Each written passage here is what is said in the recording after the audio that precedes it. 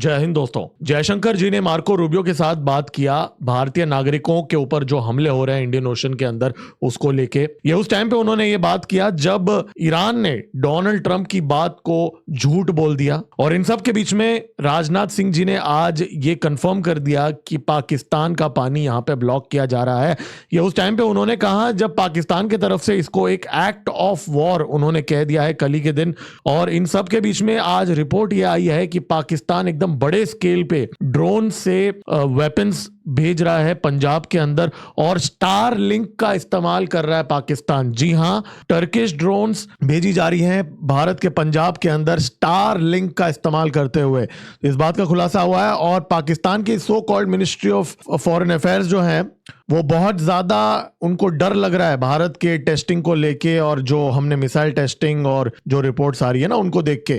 तो उन्होंने हड़बड़ाहट में कुछ चीजें कह दी, उसके बारे में भी बात करेंगे। लेकिन भारत और नेपाल मिलके अब रेलवे प्रोजेक्ट्स एक्सप्लोर कर रहे हैं। जनकपुर और अयोध्या के बीच में रेलवे लाइन और काठमांडू और बिहार के बीच में भी एक नया रेलवे लाइन की डिस्कशंस चल रही है। चाइना को नेपाल से उखाड़ के फेंकने का यहाँ पे एक नया स्ट्रैटेजी इस समय अपनाया जा रहा है यहाँ पे। और कंगलों की बात करें, आज अचानक बांग्लादेशी सरकार को याद आ गया कि भारत पड़ोसी है और अच्छे रिश्ते चाहिए उनको। जी हां, आज अचानक उनका सॉफ्टवेयर अपडेट क्यों हो गया, वो भी उस टाइम पे जब बॉर्डर पे बहुत ज्यादा फ्रिक्शन चल रहा है। इस पे भी बात करेंगे। और नेतान्याहू और डोनाल्ड ट्रंप के बीच में माना जा रहा है वापस एक और झगड़ा हो गया और अब नेतान्याहू ने रिपोर्ट्स के अनुसार ये कह दिया कि अब मैं अकेले लड़ूंगा अगर Donald Trump peace deal sign कर लेता है ईरान के साथ। ऐसी भी आज एक रिपोर्ट आई है।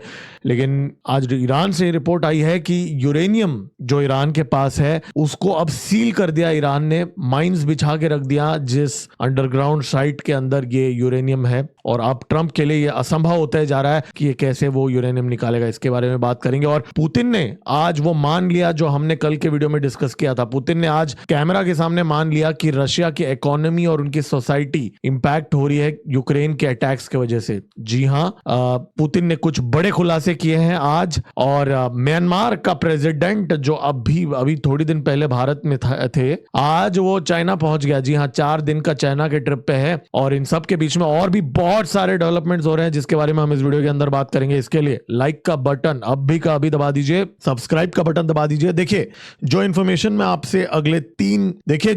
मैं आपके साथ अगले 30 मिनट में शेयर करूंगा इकट्ठा, आपको पूरे यूट्यूब में कहीं नहीं मिलेगा। इसके लिए सब्सक्राइब का बटन दबा दीजिए और अपडेटेड रहिए। चलिए स्टार्ट करते हैं। मेरा नाम है गिरीश और आप देख रहे हैं जियोपॉलिटिक्स। चलिए स्टार्ट करते हैं।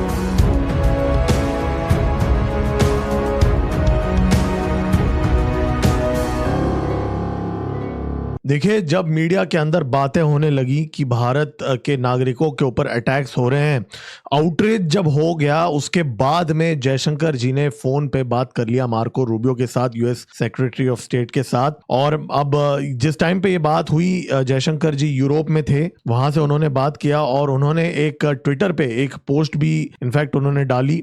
उन्होंने लिखा कि spoke to US secretary in this evening, I reiterated India strong protest at the attacks by US Navy in the Gulf that killed 3 Indian mariners. तो उन्होंने कहा कि यूएस नेवी ने हमला किया जिसमें 3 मरीनर्स मारे गए। जयशंकर जी ने कहा such lethal actions against commercial shipping are not justified. तो जयशंकर जी ने यह कहा कि यह बहुत ही लीथल एक्शन है, खतरनाक एक्शन है कमर्शियल शिपिंग के ऊपर और यह जस्टिफाइड नहीं है। अब देखिए यहाँ पे स्टेटमेंट तो दिया है, बात तो यहाँ हुआ है, लेकिन जयशंकर जी ने अपना एक डिप्लोमेटिक सॉफ्ट लैंग्वेज में ये बात उन्होंने कही है पब्लिकली। ऑब्वियसली बात है, फोन में थोड़ा और ज्यादा तीव्र तरीके से उन्होंने बोला होगा। नॉट जस्टिफाइड के बदले वो नॉट एक्सेप्टेबल भी बोल सकते थे। बहुत फर्क होता है डिप्लोमेटिक लैंग्वेज में ये शब्दों का। अब वो ज्यादा अपसेट नहीं करना चाहते पब्लिकली ट्रंप एडमिनिस्ट्रेशन को। अब मैं आपको फर्क बताता हूं। अगर नहीं ये अनएक्सेप्टेबल है, हम इसको एक्सेप्ट नहीं कर सकते, आप हमारे सिटीजन्स को ऐसे मार नहीं सकते, ये एक हो गया। अब आप ये सुन लीजिए, नहीं नहीं नहीं, ये जस्टिफाइड नहीं है, आप मासूमों को मार रहे हो, ये जस्टिफाइड नहीं है, इन दोनों में फर्क है। तो यहाँ पे जयशंकर जी ने वो सेकंड वाले टोन में कहा है, शब्दों में भी बहुत असर होता है। और दोस्तों ये वीडियो के रिकॉर्डिंग के टाइम पे एक रिस्पॉन्स भी आया है।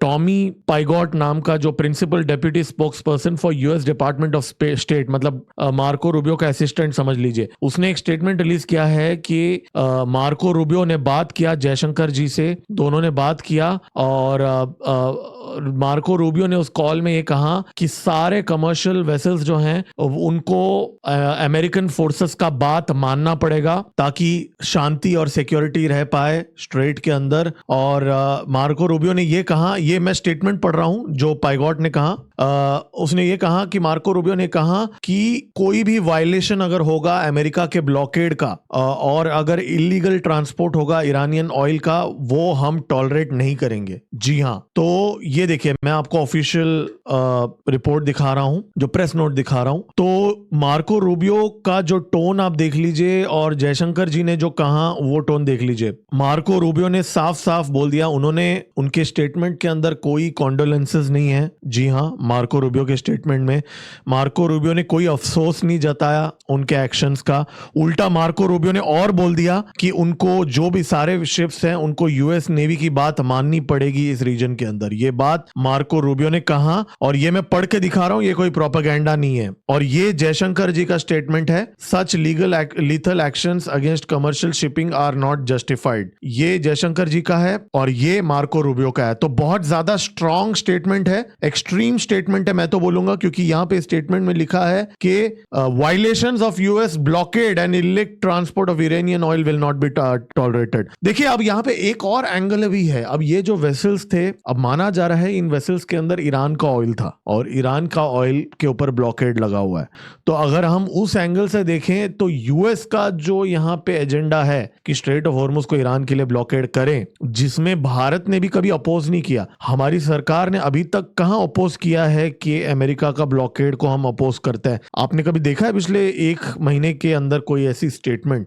तो as a country, as a government हमारा पोजीशन यह है कि हम उस ब्लॉकेड को अपोज नहीं कर रहे हैं। और फिर अगर उस ब्लॉकेड के अंदर कोई शिप ईरान का तेल लेके जाएगा तो अमेरिका हमला करेगा। और अब अगर उस शिप के अंदर भारतीय नागरिक हैं तो सो हैं। अब ऐसा ही सिचुएशन उभर के सामने आ रहा है, क्योंकि अरेबियन सी के अंदर जो शिप्स हैं 10 में से 5 से 6 लोग तो भारतीय ओरिजिन के ही होते हैं, राइट? शिप्पी लोग जो होते हैं सब भारत के ओरिजिन के ही होते हैं। तो यहाँ पे ये कॉम्प्लिकेटेड सिचुएशन आया, लेकिन मैंने आपको डिफरेंस बता दिया मार्को रूबियो और जयशंकर जी के टोन में और स्टेटमेंट में। इससे आप अंदाजा लगा लीजिए कि आपको जो मीनिंग निकालना है इसका। कि अब खबर ये आ रही है, व्हाइट हाउस ने कंफर्म किया है, वैसे मैं ये तो साउथ चाइना पोस्ट का मैं पढ़ रहा हूं, लेकिन व्हाइट हाउस से भी स्टेटमेंट आया है कि मोदी जी और ट्रंप का मीटिंग होगा। अब उस मीटिंग में ये जो मार्को रूबियो और जयशंकर जी के बीच में जो डिस्कशन हुआ, अनकंफर्टेबल डिस्कशन हुआ, आई एम श्योर उसके बारे में बात होगा। तो ये बहुत ही ऑकवर्ड कॉन्वर्सेशन होगा मोदी जी और डोनाल्ड ट्रंप के बीच में। ऑपरेशन सिंदूर में पाकिस्तान को ठोकने के बाद आसिम मुनीर, जो डोनाल्ड ट्रंप का फेवरेट फील्ड मार्शल जो है,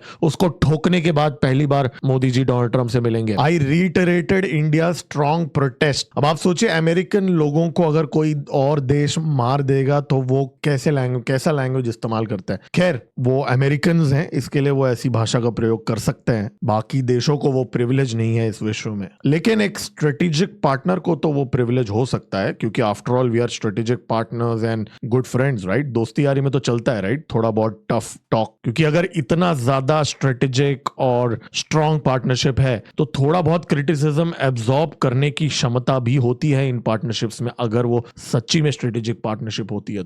और मिनिस्ट्री ऑफ एक्सटर्नल अफेयर्स ने आज ये कंफर्म कर दिया कि ये जो चौथा वेसल आज अफवाह फैलाया जा रहा था कि ये जो एमटी लैकी नाम की जो वेसल है उसके ऊपर भी हमला हो गया, तो आज मिनिस्ट्री ऑफ एक्सटर्नल अफेयर्स ने ये कंफर्म कर दिया। इनफैक्ट उन्होंने रिलीज किया या सोशल मीडिया में किसने करवाया वो पता नहीं, बट एक वीडियो भी आज आया जिसमें वो जो क्रू का जो शिप का जो कैप्टन था वो बोल रहा था कि सब कुछ ठीक है, कोई हमला नहीं हुआ यहाँ पे। तो यहाँ पे इस समय ईरान की एम्बेसी जो है भारत के अंदर, उन्होंने कहा कि यूएस प्रेसिडेंट डोनाल्ड ट्रंप ने जो आरोप लगाया है ईरान के ऊपर कि भारत के वेसल के ऊपर हमला किया, ये बेसलेस है। और ये पब्लिक का जो अटेंशन है जो अमेरिका के ऊपर, जिसने 3 इंडियन वेसल्स पे हमला किया पिछले 1 हफ्ते के अंदर और 3 इंडियंस को मार डाला, उससे अटेंशन डाइवर्ट करने का हथकंडा है डोनाल्ड ट्रंप का, ऐसा ईरान की एम्बेसी ने कहा। अब यहाँ पे नोट करने वाली बात यह है कि ईरान ने ये क्यों कहा कि 3 इंडियन वेसल्स, जबकि ये वेसल्स जो हैं ये पलाऊ फ्लैग की थे। आई थिंक एक पलाऊ था और दूसरा गुनिया बिसाऊ का था और तीसरा कोई कहीं और देश का था। तो ईरान ने ये 3 इंडियन वेसल लिख दिया, ट्रंप ने भी इंडियन वेसल्स लिख दिया अपने ट्वीट के अंदर। तो दोनों ईरान और यूएस जो हैं वो भारत को इन्फ्लुएंस करने की कोशिश कर रहे हैं और दूसरे पक्ष के साथ भड़काने की कोशिश कर रहे हैं। ये काम ईरान भी कर रहा है, ये काम डोनाल्ड ट्रंप भी कर रहा है। अब देखिए, कोई तो है गल्फ ऑफ ओमान में जो वेसल्स पे हमला कर रहा है, राइट? अब यूएस ने खुद ही मान लिया कि उन 3 शिप्स पे उन्होंने हमला किया। अब उसके अलावा और जो शिप्स है, एक अनएक्सप्लोडेड मिसाइल मिला, उसका पता नहीं किसने हमला किया। फिर अब खबरें, ट्रंप का दावा है कि और भी इंडियन वेसल्स के ऊपर हमलों के अटेम्प्ट्स हुए हैं, स्वॉर्म ड्रोन्स दागे गए थे। और अगर आपको याद है 2 हफ्ते पहले हमने कवर किया था कि एक गुजरात बेस्ड वेसल था, उसके ऊपर हमला हुआ था ओमान में। और शक का दायरा देखिए, ईरान भी कोई दूध का धुला नहीं है। जब मोदी जी गए थे ओमान में मिलके, यूएई गए थे, उसके बाद में जो फुजैरा का पाइपलाइन जो है, वहां से भारत को गैस का सप्लाई का नया डील साइन करके आए थे, मतलब एमओयू साइन करके आए थे।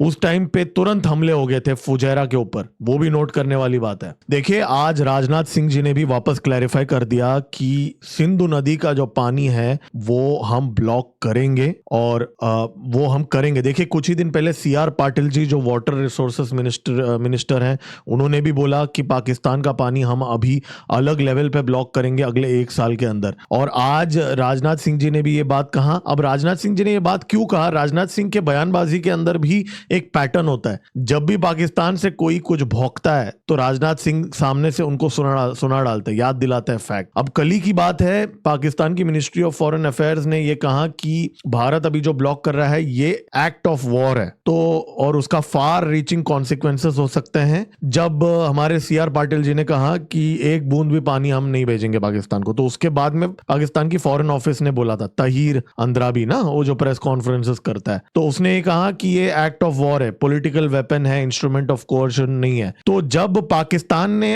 एक्ट ऑफ वॉर कहा तब राजनाथ सिंह जी ने डबल डाउन कर लिया। उन्होंने कहा, अच्छा बेटा, अगर ऐसी बात है फिर तो हम बिल्कुल भी नहीं लेंगे, करो जो करना है। देखिए, पाकिस्तान के अंदर इस समय एक वाटर क्राइसिस चल रहा है। सिंध बलोचिस्तान के अंदर माना जा रहा है 60% से ज्यादा वाटर का शॉर्टफॉल है। 60%। द डॉन में प्रिंट हुआ था कि जो सुकुर बराज जो है, जो सबसे बड़ा बराज है, जहां पे सबसे ज्यादा जो इरिगेशन स्ट्रक्चर्स उस पर निर्भर है, उसमें 60 to 80% का शॉर्टफॉल चल रहा है। 60 to 80%। ऊपर से पाकिस्तानी पंजाबी जो रूल करते हैं पाकिस्तान को, उन्होंने क्या किया, पंजाब 53,000 क्यूसेक्स पानी ले रहा है, जबकि पंजाब की एलोकेशन सिर्फ 44,000 क्यूसेक है। मतलब सिंध को जो पानी जाना है उसको पंजाब छीन रहा है, जबकि पाकिस्तान का सिंध का कंट्रीब्यूशन 70% है एग्रीकल्चर का। आप सोचिए, जो सिंध पाकिस्तान का 67 to 70% क्रॉप्स प्रोड्यूस करता है, उससे उसका पानी छीना जा रहा है पंजाब के द्वारा।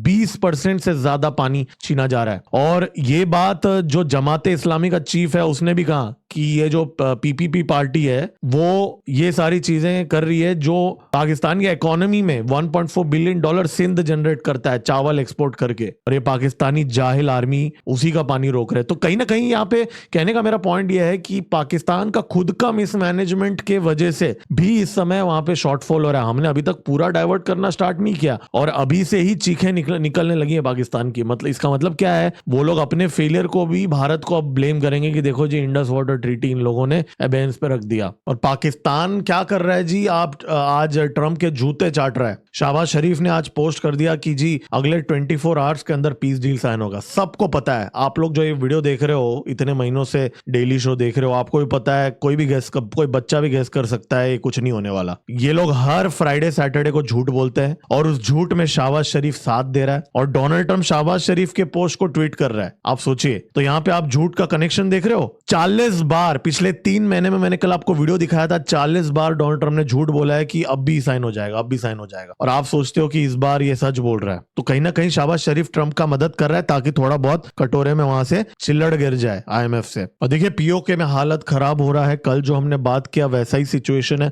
इनफैक्ट जो आज POJK के जो लीडर्स हैं जो लंदन में बैठे हैं, उन्होंने बर्मिंघम में एक पाकिस्तान हाई कमीशन के सामने खुलेआम सबके सामने माइक के साथ लेके उन्होंने कहा कि अगर यहाँ पे वायलेंस होगा, प्रोटेस्टर्स को मारा जाएगा, तो पूरे पाकिस्तान ऑक्युपाइड कश्मीर के अंदर पॉलिटिशियंस के घर भी सेफ नहीं होंगे, हम सब कुछ उजाड़ के रख देंगे। 4.5 मिलियन पीपल जो पाकिस्तान ऑक्युपाइड कश्मीर में है वो सारे यूनाइटेड है, सब लोग अफरा तफरी कर देंगे। किन किन को मारोगे? 10, 50, 100, 500, 1000, और उसके बाद में क्या करोगे? तो इन लोगों ने अभी ये बोल दिया है। और हालत इतना खराब है कि पाकिस्तान पंजाब की पुलिस को ऐसे ऐसे वीडियोस आ रहे हैं जो दिखा भी नहीं सकता हूं। ये देखिए, मार मार के पाकिस्तान के पंजाब के पुलिस को भगाया जा रहा है वहां से। और जो उनका लीडर है शौकत नवाज मीर, जैक का, जॉइंट अवामी एक्शन कमेटी का, उसने आज एक ऑडियो रिलीज किया जस्ट थोड़ी देर पहले को, और वो इदारे जो अमन और इंसाफ की बात करते हैं उनकी तवज्जो दिलाना चाहता हूँ। छोटा सा क्लिप है, सुन लेते हैं। हुकूमत, इंतजामिया और अदारे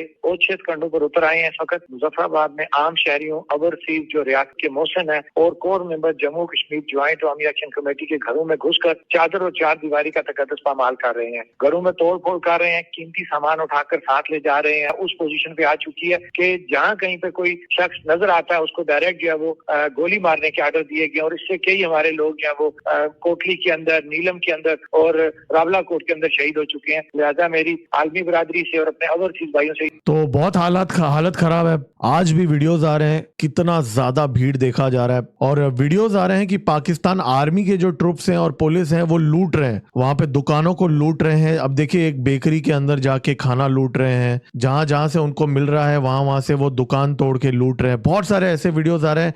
तो चोर है एक नंबर के ये पाकिस्तानी पंजाबी। और अब रिपोर्ट्स ये आ रही हैं कि बहुत सारे रोड्स में उन्होंने पेड़ गिरा दिए हैं कश्मीरी, ताकि ये जो पाकिस्तानी पंजाबी पुलिस है जिनको वहां से पंजाब से लाया गया वो भाग ना पाए। जी हाँ, लिटरली यहाँ पे हंट किया जा रहा है पाकिस्तानी पंजाबी पुलिस को। वो अगर कोई भी गोली मार के पाकिस्तानी पंजाबी पुलिस वापस भागना चाहता है पंजाब में, वो जा नहीं सकता। ये लोगों ने चेक पॉइंट्स लगा दिया और उनको पकड़ लिया जाएगा। तो यहाँ पे उल्टा लेने के देने पड़ गए, वापस पैंटें उतारी जा रही है, बट इस बार पंजाब पुलिस का भी उतारा जा रहा है। देखिए, यहाँ पे नोट करने वाली बात यह है ना, मुझे भी पहले लगा था ये लोग गोलियां वोलियां मार देंगे, 2-4 डंडे मार देंगे, थोड़ा क्राउड डिस्पर्स हो जाएगा, लेकिन इस बार ये लोग डटे हुए हैं। तो यहाँ इनको इतना कॉन्फिडेंस कैसे आ रहा है ये जैक वालों को, वो भी एक देखने वाली बात है, क्योंकि एकदम ब्रिंक पे आ चुकी है। वो जान देने के लिए तैयार है, लेकिन पाकिस्तान आर्मी ने अभी तक मैसेकर्स किए तो हैं, इसमें कोई दो राह ही नहीं है, हमने इस चैनल में डिस्कस भी किया, लेकिन उस लेवल पे अभी तक स्टार्ट नहीं किया है। तो इसका मतलब यह है कि आसिम मुनीर की भी यहाँ पे इस समय मुन्नी जो है उसकी फटी पड़ी हुई है। देखिए, आज मल्टीपल रिपोर्ट्स आए हैं मल्टीपल न्यूज एजेंसीज में कि पाकिस्तान क्या कर रहा है इस समय। पंजाब में जो इलेक्शंस होने वाले हैं, अभी तो नहीं है, मतलब 6-8 महीने बाद जो होने वाला है, उससे पहले ऑलमोस्ट हर रोज बड़े बड़े ड्रोन्स भेज रहा है। जी हाँ, ये छोटे ड्रोन्स नहीं है, ये बड़े ड्रोन्स हैं। मतलब ये वो DJI मैविक वाले नहीं है, ये कस्टम बनाया हुआ ड्रोन है। और इन ड्रोन, पहले देखिए जो DJI वाले ड्रोन्स होते थे वो आधा किलो वगैरह का एक्सप्लोजिव और कोकेन और हीरोइन वगैरह भेजा करते थे पाकिस्तानी। अब ये लोग 5-10 kg, जी हाँ 10 kg तक का ड्रोन भेजने की सामान भेजने के ड्रोन्स ये भेज रहे हैं। नारकोटिक्स ब्यूरो ने इसका खुलासा किया और 50 गुना बढ़ चुका है ये इंटरसेप्शन। और अभी नया प्लान पाकिस्तान का ISI का ये है कि ये लोग क्या कर रहे हैं कि बंदूकें, बॉम्ब्स और एक्सप्लोजिव्स भी भेज रहे हैं और ड्रग्स भी भेज रहे हैं। और जो लोकल लोग हैं पंजाब के अंदर, इस समय माना जा रहा है रिपोर्ट के अनुसार, वो लोग हेल्प कर रहे हैं। जी हाँ, पाकिस्तान से जो ड्रग्स आ रहा है वो लोग वो ड्रग्स ले रहे हैं और उस ड्रग्स को भेज रहे हैं, बेच रहे हैं। और उसके साथ साथ जो हथियार है वो वहां पे जो क्रिमिनल गैंग्स हैं उनको डिस्ट्रीब्यूट कर रहे हैं। और ये जो क्रिमिनल गैंग्स हैं ये इस समय क्राइम्स कर रहे हैं। आज ही का रिपोर्ट है, आज एक खबर आया कि चंडीगढ़ के अंदर एक एक्सटॉर्शन का केस था, जहां पे एक दुकानदार दुकानदार को गोली मार दिया था। जी हाँ, चंडीगढ़ सेक्टर 11 में। चंडीगढ़ बहुत ही पीसफुल जगह है, ऐसा कभी होता नहीं है, मतलब इतने दशक हो गए अभी तक ऐसा कभी होता नहीं है वहां पे, लेकिन अब शुरू हो चुका है। गैंग वॉर्स को वापस एक्टिवेट किया जा रहा है। तो पंजाब, और ये यहाँ पे जो बंदूक था माना जा रहा है वो पाकिस्तानी बंदूक था, सप्लाइड बंदूक था, ऐसे रिपोर्ट्स आ रहे हैं। और अभी जो बीएसएफ का बेस जो था जलंधर में और अमृतसर में, वहां पे जो अटैक्स हुए वो भी यही ड्रोन से ड्रॉप किए हुए हथियारों का इस्तेमाल करके हुआ था। लेकिन सबसे चौंका देने वाली बात यह है कि स्टार लिंक का इस्तेमाल हो रहा है। जी हाँ, अब एक रिपोर्ट के अनुसार इनफैक्ट कुछ ही हफ्तों पहले, 2 हफ्ते पहले की बात है, स्टार लिंक का इक्विपमेंट पाया गया था। एक रेड मारी थी पंजाब पुलिस ने और उनके जो काउंटर इंटेलिजेंस यूनिट ने फिरोजपुर के अंदर, और वहां पे स्टार लिंक का इक्विपमेंट मिला था। तो यहाँ पे क्या हो रहा है कि ये जो ड्रोन्स हैं ये सैटेलाइट बेस्ड इंटरनेट कनेक्टिविटी का इस्तेमाल कर रहे हैं। इसका मतलब क्या है कि जो ट्रेडिशनल जैमर्स हैं वो काम नहीं आएंगे, वो जैम नहीं कर पाएंगे इन ड्रोन्स को। तो ऐसा नहीं है कि बिल्कुल भी अनजैमेबल है, लेकिन बहुत डिफिकल्ट, एक अलग इक्विपमेंट लगता है इसको जैम करने के लिए। तो अब यहाँ पे सैटेलाइट बेस्ड इंटरनेट कनेक्टिविटी का इस्तेमाल किया जा रहा है पाकिस्तान के द्वारा, और भारत में छोटे छोटे ड्रोन्स भेजे जा रहे हैं।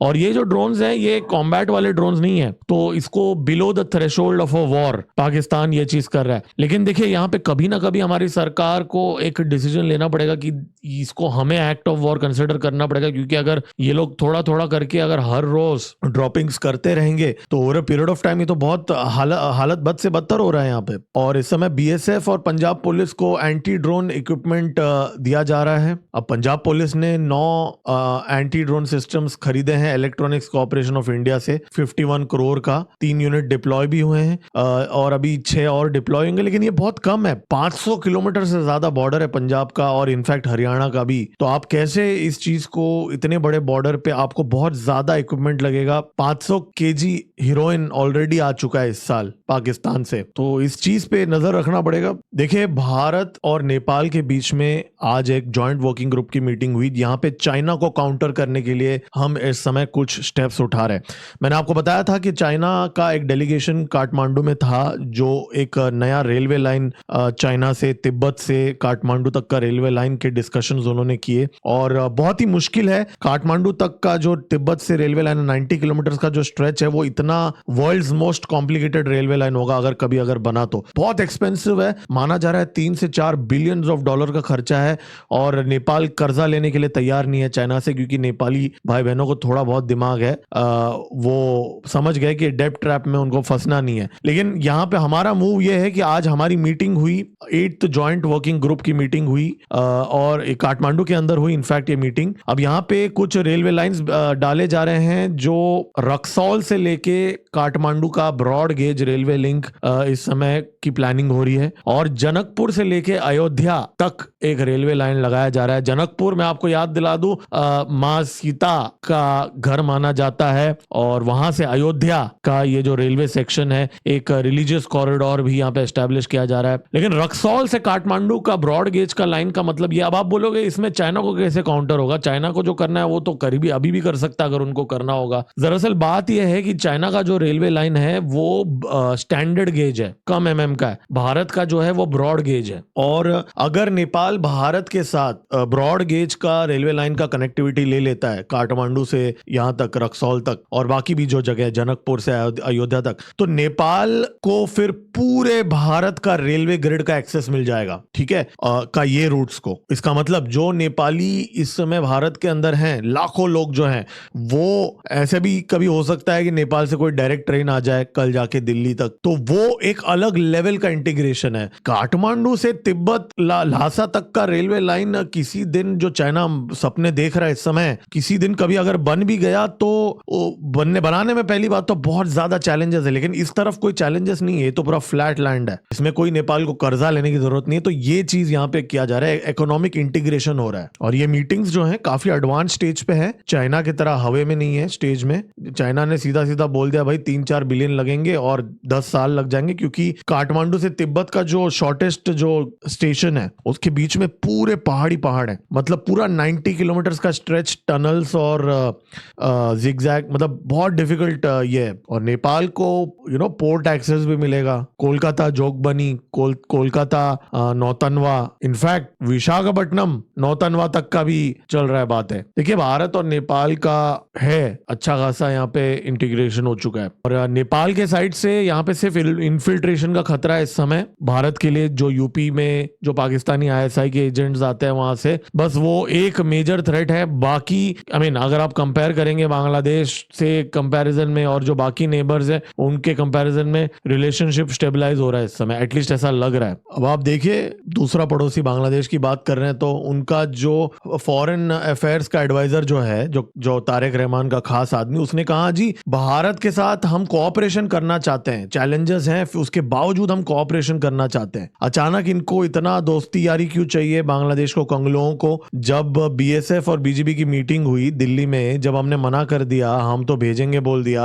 अब इन लोगों को समझ में आ गया कि जी अब यहाँ पे पहले जैसा नहीं हो चलने वाला, तो अब इनको टॉक्स चाहिए। दरअसल ये पूरा टाइम बाय कर रहे हैं और कुछ नहीं है। चाइना का ट्रिप कर रहा है तारिक रहमान अगले हफ्ते, और उस टाइम पे ये सिर्फ टाइम बाय कर रहे हैं। ये लोग चाइना से हथियार लेंगे और टेररिज्म फैलाएंगे भारत के अंदर और उकसाने की कोशिश करेंगे, और बस वही इनका प्लान है। और आप इसका आज इसने जो मंच पे बैठ के कहा, एकदम मजाकिया बात कह दिया। इसने कहा पीपल्स टू पीपल्स कांटेक्ट होना चाहिए, कल्चरल कांटेक्ट होना चाहिए भारत और बांग्लादेश के बीच में। जी हाँ, पता नहीं कौन सा माल फूकता है, ये भी लाहौरी चूर्ण आजकल लेने लगा है लगता है। बोल रहा है कि पीपल्स टू पीपल्स कांटेक्ट चाहिए, हमें कल्चरल कांटेक्ट चाहिए, क्योंकि जी उसने ये भी कहा आज शेख हसीना के टाइम पे हमारा actually peoples to peoples contact नहीं था, वो सिर्फ शेख हसीना और भारत के बीच में कांटेक्ट था। तो हमको अभी एस्टेब्लिश करना है। कौन से कांटेक्ट की बात कर रहा है? ये कांटेक्ट जहां पे ढाका की सड़कों पे भगवान श्री राम का जो पिक्चर है उसको यहाँ पे जूतों से मारा जा रहा है, मंदिर को तोड़ा जा रहा है,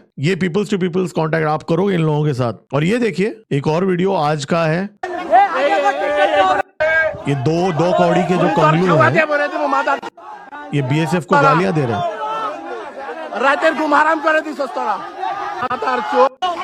ऐसी गालियां हैं जो मैं दिखा भी नहीं सकता हूं यहाँ पे। ये गांव वाले हैं, कंगलू गांव वाले हैं। पीपल्स टू पीपल्स कांटेक्ट चाहिए। इनफैक्ट एक नया वीडियो भी आ रहा है अब, खिलाफत आंदोलन बांग्लादेश। ये बोल रहे हैं जो भी मंदिर है उनको तोड़ देना चाहिए। देखिए ये देखिए, ये एक्चुअल वीडियो है, कोई प्रोपेगेंडा या कोई ये नहीं है। ये लोग बोल रहे हैं सब तोड़ देना चाहिए, और पाकिस्तान के आईएसआई माना जाता है इनके साथ काम करिए।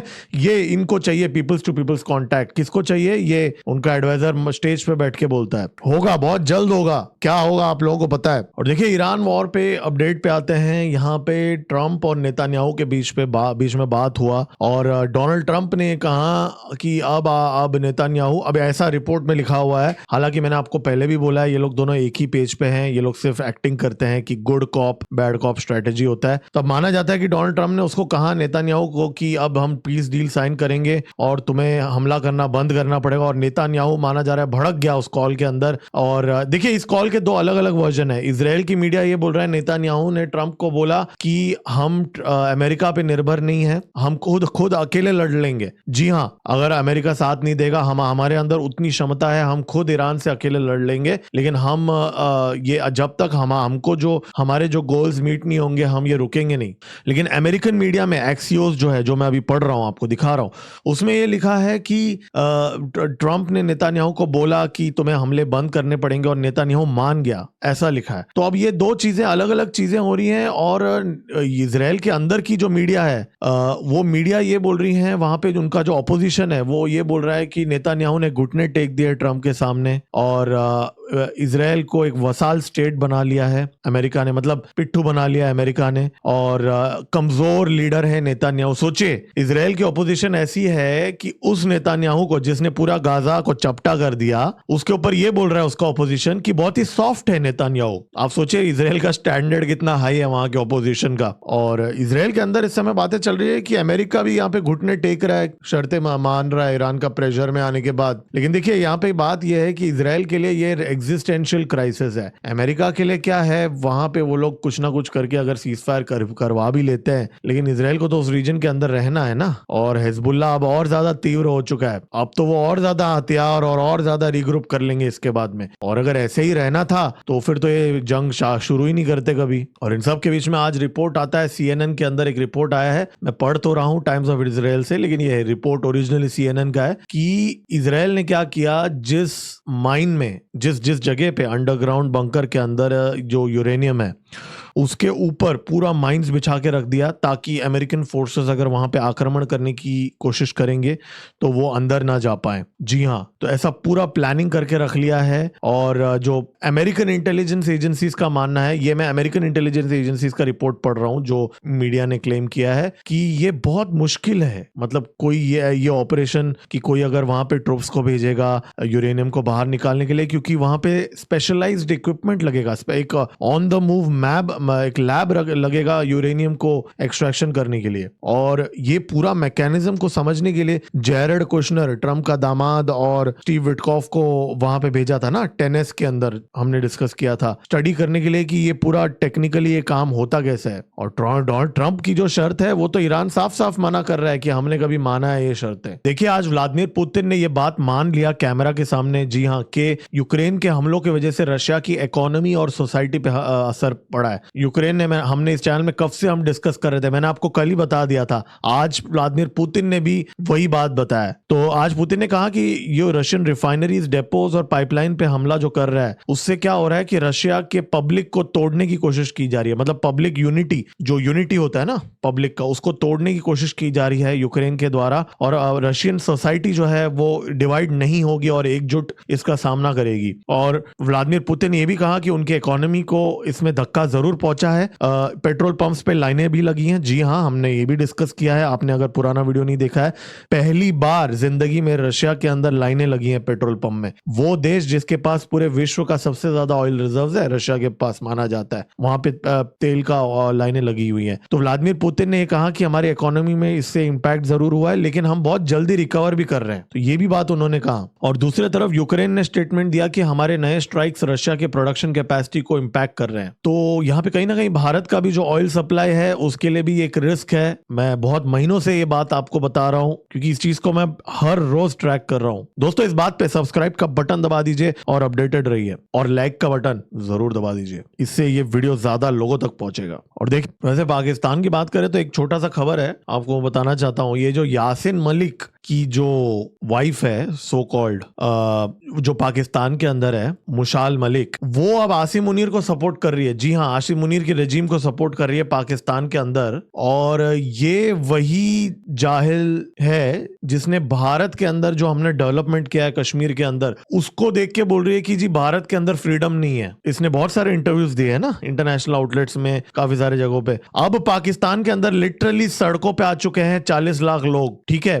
भारत के अंदर जिस लेवल के प्रोटेस्ट कभी कभी होते भी है यार, भारत में भी प्रोटेस्ट कश्मीर के अंदर, मैं नहीं बोल रहा हूं कि बिल्कुल नहीं होते, लेकिन वो कितने कम स्केल में होते हैं। पाकिस्तान में लाखों लोग सड़क पे आ चुके हैं, मतलब भारत में जो प्रोटेस्ट होते हैं उससे 1000 गुना ज्यादा। और आजकल तो बंद भी हो चुके हैं भारत के अंदर प्रोटेस्ट, तो 1000 लाख गुना ज्यादा प्रोटेस्ट हो रहा है। उसको डिफेंड कर रही है ये जाहिल जिहादी। तो ये है आपका ये जो यासिन मलिक जैसे लोग, जिसको भारत के अंदर बहुत सारे जो लोग हैं 0.5 फ्रंट सपोर्ट करते हैं। और देखिए ऑलरेडी हमने इस बारे में बात किया, मैं वापस रिपीट नहीं करूंगा। हैदराबाद में आज डिफेंस कॉम्प्लेक्स का इनॉग्रेशन कर लिया, प्रोजेक्ट कुशा का इंटरसेप्टर्स वहां पे मैन्युफैक्चर होंगे। आज दोपहर को मैंने एक वीडियो भी डाला था, आप जाके देख सकते हैं, जहां पे हमने जो एक बैलिस्टिक मिसाइल की टेस्टिंग की है चंदीपुर के अंदर, उसके बारे में मैंने बात किया है। 7-8 मिनट का वीडियो है, आप देख सकते हैं उसमें डिटेल में वो टेस्टिंग कैसे हुई है, क्या हुई है, उस पर बात किया। और मैं आपको एक और बात बता दूं, आज दोपहर को मैंने इसके बारे में भी बात किया था कि लेफ्टिनेंट जनरल धीरज सेठ जो हैं वो नए आर्मी चीफ बन रहे हैं और 30 जून 30 तारीख से वो चार्ज ले रहे हैं। जनरल उपेंद्र द्विवेदी रिटायर हो रहे हैं, तो इस महीने ये लेंगे। मैं आपको इनका बैकग्राउंड बता दूं, ये अप्रैल के महीने से vice chief of army staff के तौर पे काम कर रहे हैं। जी हाँ, माना जा रहा है अप्रैल से ही हैंडओवर का प्रोसेस शुरू हो चुका था। Vice chief of army staff रह चुके हैं, तो जनरल उपेंद्र द्विवेदी के नीचे ही सेकंड इन कमांड काम कर रहे थे, तो अब ये हैंडओवर ले रहे हैं। इससे पहले ये सदर्न कमांड और साउथ वेस्टर्न कमांड के जीओसी रह चुके हैं। जी हाँ, पाकिस्तान बॉर्डर गुजरात से लेके सरक्रीक से लेके राजस्थान, हरियाणा, पंजाब में इन्होंने काम किया है एज अ जीओसी। तो पाकिस्तान को ठोकने के लिए इनके पास अच्छा खासा यहाँ पे एक्सपीरियंस है। और आर्मी चीफ की बात चल रही है, तो मैंने सोचा मैं इसके बारे में भी बात कर लूं। आज बहुत ही दिल दुखाने वाली एक इंसिडेंट हुई है। मैं बीबीसी का एक इंटरव्यू देख रहा था, ट्विटर पे किसी ने पोस्ट किया था, ex army chief general Naravane ji. उन्होंने इंटरव्यू में कहा कि मुझे बॉलीवुड मूवीज इसलिए पसंद नहीं है क्योंकि वो लोग सच नहीं दिखाते, जो मैं भी मानता हूँ, ठीक है। उसके बाद में उन्होंने जो बात कही, उन्होंने कहा कि वॉर बहुत ब्लडी होता है, वॉर नॉर्मल नहीं है, और वॉर बहुत ही लास्ट रिजॉर्ट होना चाहिए डिक्लेयर करना, वॉर नहीं करना चाहिए, जंग नहीं करना चाहिए हमें, ऐसा उन्होंने कहा। देखिए, मैं ये तो नहीं बोल रहा हूँ कि हर रोज मोर्चा कर लेना चाहिए या कोई वॉर कर लेना चाहिए, बट इन बातों की कोई जरूरत नहीं है। मतलब वॉर नहीं करना चाहिए, ये भाषण एक आर्मी चीफ को देने की जरूरत नहीं है। अब ये हमारे आर्मी चीफ रह चुके हैं, इसलिए मैं बहुत कुछ बोलना नहीं चाहता हूँ। मैं रिस्पेक्ट करता हूँ, मैं सिर्फ उनका नहीं, मैं उस डेसिग्नेशन का रिस्पेक्ट करता हूँ। लेकिन मैं सिर्फ इतना कहना चाहूंगा कि जो आर्मी के जो लोग होते हैं, जितना मेरी भी फैमिली में है, और आर्मी के जो लोग होते हैं ना, they are trained for violence, ठीक है। उनका धर्म है लड़ना, और अगर वो नॉन वायलेंस और अहिंसा की बातें अगर वो करेंगे, तो मेरा सिर्फ इतना एक पॉइंट है कि आर्मी चीफ, नेवी चीफ या कोई एयरफोर्स चीफ जब अपॉइंट होते हैं, तो मेरा पर्सनली ये मानना है कि पीएमओ को पर्सनली इंटरव्यू लेना चाहिए, एक साइकोलॉजिकल असेसमेंट्स करना चाहिए, उनका आइडियोलॉजिकल असेसमेंट करना चाहिए, और बहुत सारे उनके बैकग्राउंड का पता लगाना चाहिए। और मैं किसी के ऊपर कोई एलिगेशन नहीं लगा रहा हूं, बाय द वे, मैं क्लैरिफाई करना चाहता हूं। मैं सिर्फ ये बोल रहा हूं कि सोच समझ के पर्सनल इंटरव्यू के बाद में, आइडियोलॉजिकल और साइकोलॉजिकल इंटरव्यूज के बाद में चुनना चाहिए, ये मेरा ओपिनियन है। तो दोस्तों, आगे आने वाले दिनों में हम ट्रैक करेंगे डेली बेसिस पे कि यहाँ मोदी जी और डोनाल्ड ट्रंप के बीच में कैसी मीटिंग होगी, और भारत और अमेरिका के जो रिलेशंस हैं, वो हालत उनकी ऐसी है कि बद से बदतर होती जा रही है इस समय, क्योंकि ब्लॉकेड तो एनफोर्स कर रहा है यूएस नेवी, और इंडियन ओशन के अंदर सारे भारत के ही नागरिक हैं, सारे सेलर्स। तो अगर आगे जाके और हमले होते हैं और दुर्भाग्यपूर्ण घटना होगी अगर कुछ, तो फिर आगे ये रिश्ता कहाँ जाएगा, इस चीज को हमें बहुत बारीकी से देखना पड़ेगा। दोस्तों, सब्सक्राइब का बटन दबा दीजिए, आपको अपडेट्स आते रहेंगे, और लाइक का बटन जरूर दबाइए। आपके लाइक के बटन दबाने से इस चैनल का रीच बढ़ेगा और ये वीडियो ज्यादा लोगों तक पहुंचेगा। और क्यूआर कोड आपके सामने है, इसमें आप सपोर्ट कर सकते हैं इस चैनल को, ये चैनल आप ही के सपोर्ट से चलता है, और सुपर स्टिकर खरीद के भी आप इस चैनल को सपोर्ट कर सकते हैं। और आज मैंने दोपहर को दूसरा एक वीडियो बनाया है भारत के intercontinental ballistic missile defence system को लेके, वो भी आप देख सकते हैं। डेली शो होता है जियोपॉलिटिक्स और नेशनल सिक्योरिटी का इस चैनल के अंदर। तुरंत मिलते हैं अगले वीडियो में। मेरा नाम है गिरीश और आप देख रहे हैं जियोपॉलिटिक्स। जय हिंद, भारत माता की जय।